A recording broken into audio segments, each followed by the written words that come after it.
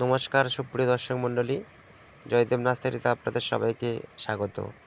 আজকের প্রতিবেদনে আপনারা দেখছেন থাই-রেড জামরুল।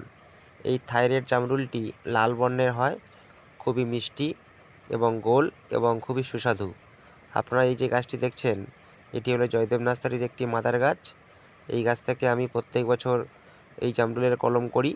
যদি কেউ আপনারা এই জামরুল গাছের কলম বা চারা নিতে চান, উপরের দেওয়া স্ক্রিনের নম্বরে আপনারা যোগাযোগ করুন।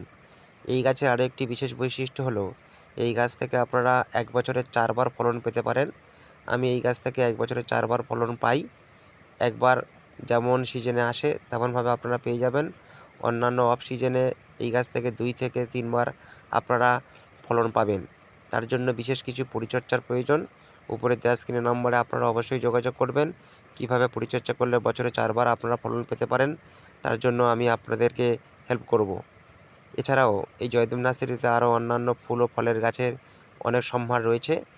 যারা ফল ও ফুল যারা নিতে চান, তারা উপরে দেওয়া স্ক্রিনের নম্বরে আমার সঙ্গে যোগাযোগ করবেন এবং এই যে চ্যানেলটিকে আপনারা লাইক, কমেন্ট এবং সাবস্ক্রাইব করবেন।